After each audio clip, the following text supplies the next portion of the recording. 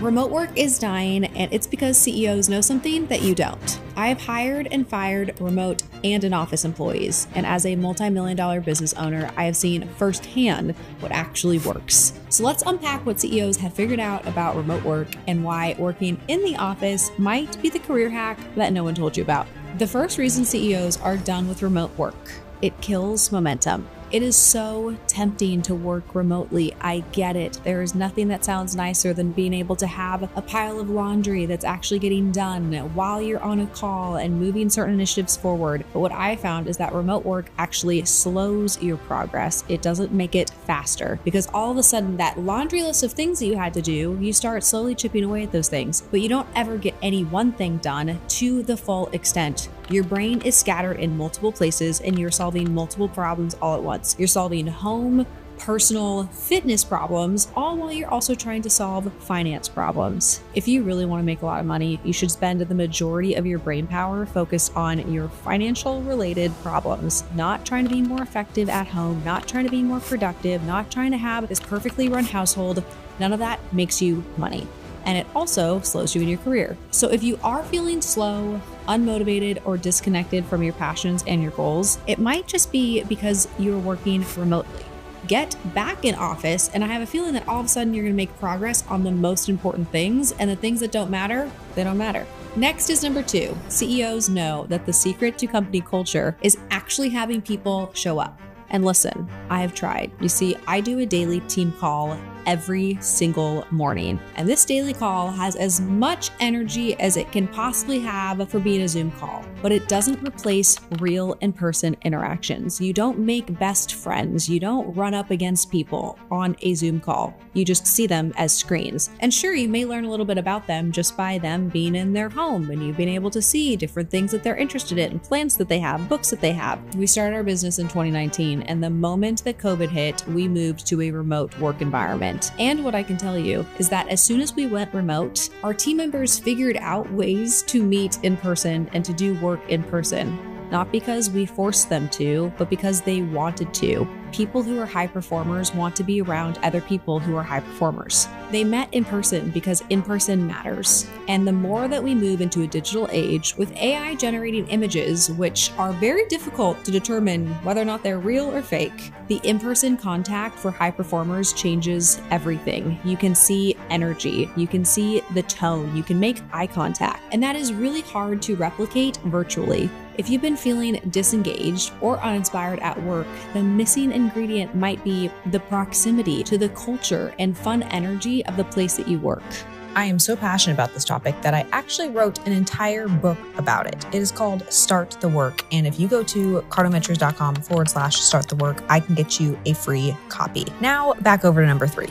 Next is number 3. This is the one that CEOs never say out loud. Remote work makes it way easier to quit. You see, the number one reason why people stay in an organization is because they have a work bestie. There's somebody at work that they enjoy spending time with, they enjoy hanging out with, and having that in-person person allows the team to be more cohesive and gives a reason to people to stay, especially when times are tough. There's a contraction, there are issues in the business. The people are what make the business actually work. And the people are the reason that your best people stay. When we made the shift after quarantine was over from remote to in-person, there were definitely some employees who chose to leave. And they chose to leave because they didn't have people that they were connected to. But those who stayed, they thrived because of their relationships and the personal connections that they had with team members. You see, CEOs rely on empathy and connection, and employees motivating each other to create a working environment that attracts and retains top talent. The best workplaces are the workplaces where you feel like you're rubbing shoulders against people who are high performers, people who you can learn from. So if you work remote and you feel disconnected or unfulfilled, try to form new relationships with your coworkers in person if you can. Next is number 4. Leaders can't fix what they can't see. Countless problems go entirely unnoticed in a remote environment. And it's very challenging for a senior leader to see what's going on when the problem is not really visible. I remember a specific team that I worked with when they were remote, and the senior leader was confused as to why their team members weren't actually hitting results. And week after week, the senior team member became more and more frustrated because their junior team members weren't doing what they wanted them to do. And I said, have you looked at where they're spending their time? And he's like, what do you mean? How could I look at where they're spending their time? It's like, well, pull up their calendars with them and their one-on-ones and ask them where they're spending their time. And when he did this the following week, he was shocked to find out that the team members were prioritizing two things, taking approximately 50% of their time that they didn't even need to do, which was causing a significant lack of productivity. But you see, the senior person couldn't see that this was happening because they couldn't see that people were actually meeting about some project that wasn't germane to what they're supposed to be doing. They were meeting without the senior team member even knowing about it. So the ability to see what's going on in your environment when you're a leader allows you to have instant feedback of whether or not somebody is spending their time right, or if they're spending their time in the wrong places. And as you grow a business, it becomes more and more important for your team members to be solving the right problems. So this real-time feedback is the missing component. If you feel like your career is not going anywhere, it's likely not because of a lack of skill.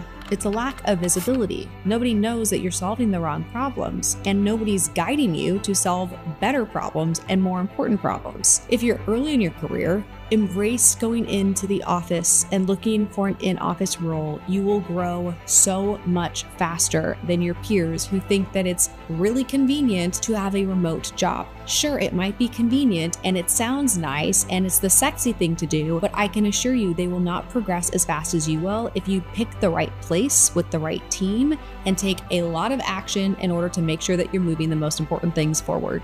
Next is one of the biggest secrets CEOs won't admit. They build beautiful offices because they understand that your work environment shapes your dreams. You see, behind me is one of our many beautiful office spaces. I have meticulously picked out every color, every surface, every texture inside this office, and I did it for two purposes. The first, I wanted to give our clients an experience. When they walk in the office, I wanted to represent the quality of the work that we do. But the second reason was to give my team members access to something that they could touch, that they could feel, that they could be a part of every single day that made their dreams feel like they're possible. When I first started my career, I dreamed of having the Devil Wears Prada moment where she walks across the big entryway in some gorgeous New York building and she goes up this beautiful elevator and she's entering these glass doors with the Vogue logo behind a very chic counter, and the office just looked inspiring. It looked like someplace you'd want to work and spend 12 hours a day or 14 hours a day because it was actually a cool place to be. And when I was creating this office, I wanted that same experience for my team members. And this is what great CEOs do. JP Morgan just spent tens of millions of dollars on their most recent build out so that they could have restaurants and different types of food and all sorts of different services available to their team members to optimize their ability to work. Now, we've done this in small ways and are continuing to iterate on this for the sole purpose of having our team members have an experience that they enjoy. Because your environment subconsciously reinforces identity,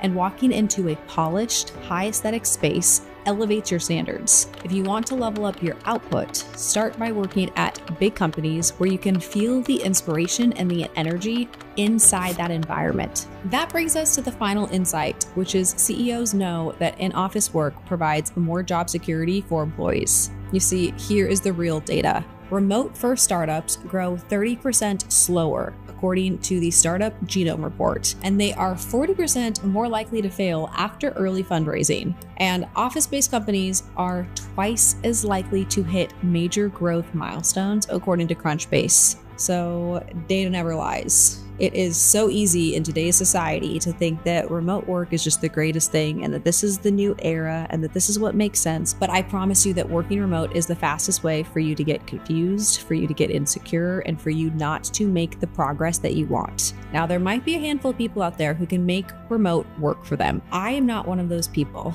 I need to interact with leaders. I need to create energy. I need to see what is happening in my environment. And I want to be around people that are pushing me to the next level. That's what nobody's talking about when they talk about remote work. You in your bedroom, you in your office, you working at your kitchen means you are stuck inside your existing environment. There is no you going outside the environment, outside of your normal day-to-day routine tasks like going to the grocery store, getting gas at the gas station. So you're not going in places that are going to make you more money. You're in the exact same places, making the same amount of money that you already make. In order to make more money, 9 times out of 10, you have to leave where you are in order to go someplace new, to be uncomfortable, to connect with new people. And you're not going to do that while sitting comfortably in your home. In fact, you're going to get so comfortable that it's going to be even harder for you to go out and feel confident talking to people. It's going to be even harder for you to go to the networking event because you have to change out of your pajamas and everything feels like you're just not ready for it because you aren't actually ready for it. You are compromising your growth for your comfort when you are working remote. If you're in a certain phase of life that requires you to do that, okay, cool, that makes sense. But don't complain about not making more forward progression at the same time as you're actually choosing comfort, because the lack of forward progression is quite literally because you are not putting yourself in uncomfortable situations with new people and forcing yourself to do something over and over again that you likely don't want to do in order to get a great outcome. You see, when people choose to show up in office and they work hard alongside other people who are working hard, who they feel inspired by, their chances of success increase remarkably. If you want job security, you probably shouldn't work remote because those companies are more likely to fail. So moving into a city in your 20s where you work for a big corporate company is something that I strongly recommend. You'll not only connect with people and make friends, but you'll have more job security than remote work can ever give you. And you will create more confidence in yourself by doing something that you are incredibly uncomfortable doing. If you found this valuable and want to learn about how you can instantly earn respect when you're working, check out my next video here. If you haven't followed me on Instagram yet, what are you doing? You're missing out. My Instagram is such a fun place. We go behind the scenes of my work life, of my personal life, and I give you all of the tips and tricks. So follow me at Natalie DAWSON on Instagram.